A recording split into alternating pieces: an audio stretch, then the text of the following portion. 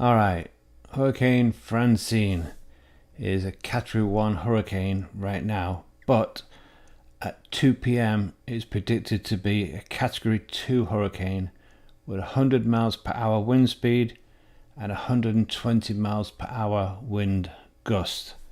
And this is heading right for Louisiana. Not much to tell you really, but it's still on the same track as it's always been, and pretty much heading towards Morgan City and Franklin, and then on to Baton Rouge. So better watch out in that area.